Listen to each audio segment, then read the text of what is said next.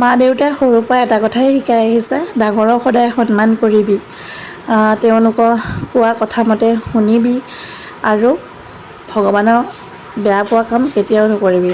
সদায় সৎ পথত থাকিবি, এদিন নহয় এদিন চাবি ভগৱানে সকলো ফালে সুন্দৰ কৰি দিব। তেওঁলোকৰ সকলো কথা হৃদত মানি আহিছোঁ কাৰণে হয়তো আজি ভগৱানে চকুকেইটা মেলি চালে।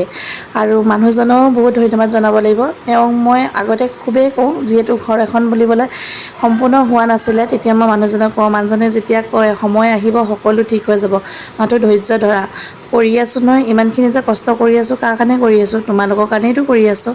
সেয়ে আজি মানুহজনে তাৰ প্ৰমাণ দেখাই দিলে। আৰু মানুহজনক এটাই মানে ভগৱানৰ ওচৰত প্ৰাৰ্থনা কৰোঁ, ভগৱানে যেন সদায় মানুহজনক সুস্থ কৰি ৰাখে, ঘৰখনক সকলোকে সুস্থ কৰি ৰাখে। কাৰো আগতে যে দূষিত আজিলৈকে হোৱা নাই, কাকো অন্যায় কৰা নাই, কিন্তু নাজানো কিয় মানুহে বাৰু ইমানখিনি নিষ্ঠুৰ মনেৰে চাব লৈছে। সেইখিনি বাৰু ভগৱানৰ ওপৰত সকলো এৰি দিছোঁ, ভগৱান আছে, তেওঁ বিশ্বাস কৰিব তাৰ। আৰু এয়া সকলো ঘৰৰ কাম বন কৰি আজৰি হোৱাৰ পিছত ঘৰখনত ঢেলাই দিবৰ কাৰণে যা যোগাৰ কৰি আছে দেই। সেয়ে আজিৰ পৰা মানে আৰম্ভ কৰিব। তাৰপিছত আমি বজাৰলৈ ওলাই আহিলোঁ। বজাৰলৈ ওলাই অহাৰ পিছত এয়া কিবা এটাতো নেখালে নহয়, লগতে হাঁহ মাংস আৰু জহা কোমোৰা লৈ লৈছোঁ। জানেনে, মই খুব ভাল পাওঁ, মানুহজনে খাই ইমান ভাল নাপায়, কিন্তু কি কৰিব মানুহজনে ভাল পায় যে, সেইটো কাৰণে তেওঁ খাবলগীয়া হয়। আৰু ঘৰত যিমানে যি খাই নাহোঁ, বাহিৰত যদি অকণমান কিবা এটা খাই নাহোঁ ভালেই নালাগে, হয়নে?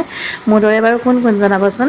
আমি আকৌ মামন আৰু মই কিবা এটা খাই আহিলে ভাল লাগে দেই। মানুহজনে ইমান খোৱাৰ এইবোৰ ইণ্টাৰেষ্ট নাই, কিন্তু মোৰ কাৰণে আৰু জীয়েকৰ কাৰণে মানে খাবলৈ বাধ্য হৈ যায়।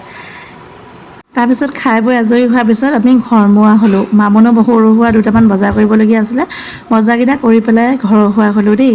আৰু ইয়াতে মই ভিডিঅ'টোৰ যোগেদি কথা দুটামান কওঁ। মোক দুগৰাকী মানে মেছেজ কৰি সুধি আছিলে আৰু ফোন কৰিও সুধি আছিলে যেন ভিডিঅ' নিদিলেও হ'ব নেকি। আচলতে সেইটো কথা নহয়, তোমালোকে ভিডিঅ' দিবই লাগিব। আজিকালি মানে ভিডিঅ' পাইছে ন, আজিকালিতো চবেই আৰু মোবাইলৰ বিষয়ে জনা, ভিডিঅ' দিয়ে। ফটোত আৰ্নিং বেছি হয় বুলি কোৱা দেখি মানে কিছুমানে অকল ফটোকে দি আছে, আচলতে সেইটো নহয়।